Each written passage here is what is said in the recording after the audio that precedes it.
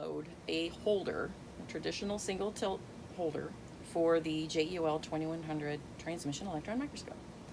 There are a few things to note on the holder before we do the insertion. There is a pin on the side, and that pin on the side is a indicator pin that tells the microscope that the holder is fully engaged and that it can begin to pump on the sample area. There is also a paddle, and this paddle on the side of the handle actually goes into the microscope after it's pumped down to indicate that the holder is fully inserted and you can turn the beam on and that it's ready. This paddle is very fragile, so you always want to handle it with care. And when you're inserting the sample and you're allowing the vacuum to pull it in, don't let go, because that paddle can break off and it's very expensive to replace. Some of the newer holders actually have a replaceable insert for those. This is not one of the newer holders. Don't break it. So the first thing we're going to do to insert the holder is we're going to engage the pin into the loading position. And there is a notch in this position. You can go ahead and show what I'm talking about. We're going to make sure that the pin goes into this position. Now that cup where the pin goes is bigger than the pin. The pin has to be in contact with a plate on the bottom of that cup, which means that the holder has to be engaged and not turned. If you turn it, the pin will rise above the plate that has to come in contact with. So if anything, when you insert the holder, you have to engage it into the cup, and it's a tight fit. It'll feel like a pop. And you need to turn the holder slightly counterclockwise, which in a sense is closing one of the valve doors, ensuring that that pin is in contact with that metal plate on the bottom of the cup. So that's what I'm going to do. We're going to insert the holder gently, trying not to hit the sides. We're going to match the pin with the cup, put it in, and engage it. We don't want to turn the handle. I'm just using my fingers. I hear a click and a second click, and I can now switch it to pump. The switch is a toggle. You have to pull it out and lift it up. If the position is correct, you'll see a yellow light, and you'll hear the valving and the pumping beginning. And so now the microscope is pumping on the specimen chamber so that it's going to achieve the same vacuum as the high vacuum in the column. And we'll start up again when that green light comes on. So this is the final portion of loading the holder into the microscope. We have waited a bit of time. It can take 2 to 4 minutes for it to actually achieve the same or equal vacuum to the inside of the column. And we know that it has achieved that because we see the green light. And remember, green means go. So we now know that the vacuum inside the chamber is equal to the column, and we won't dump the vacuum when we load the holder.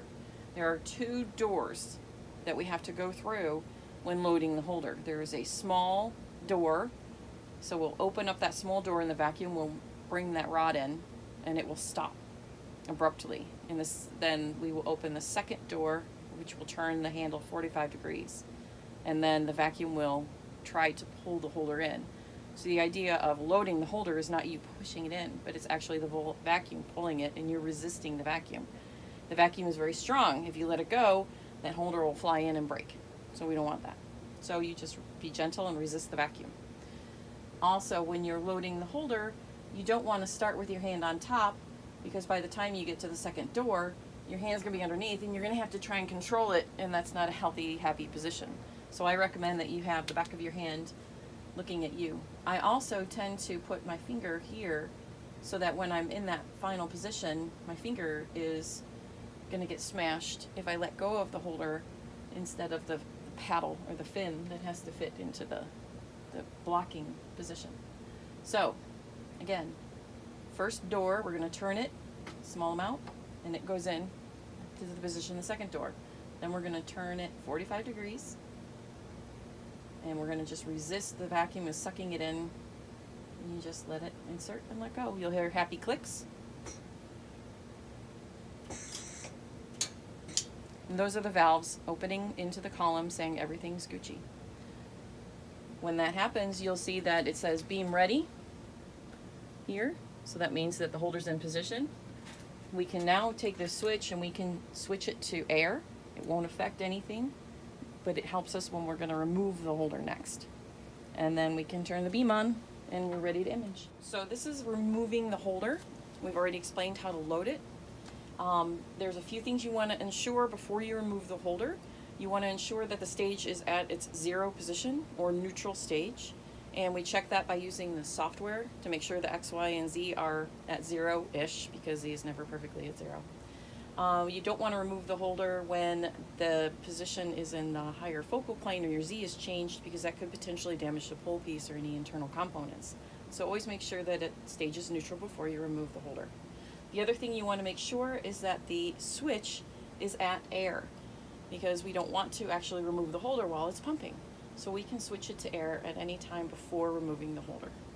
To remove the holder, we're going to resist the vacuum, watching our penning gauge to make sure that we don't boop the pressure. We want to keep that nice and low. You're welcome, Kevin. And we're going to remove it. We're going to pull it back, resisting that vacuum until we hit the wall.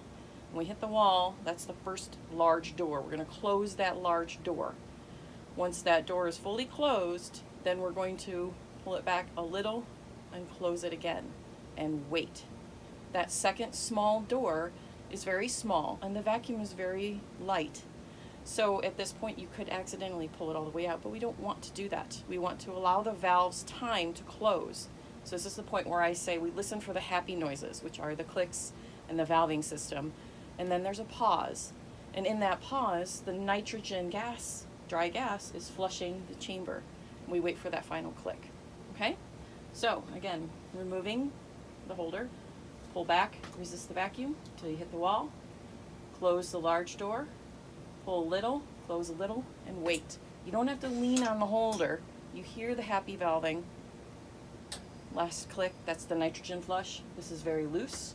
You can remove it very gently. Try not to drag it or bump it. And that's how you remove the holder.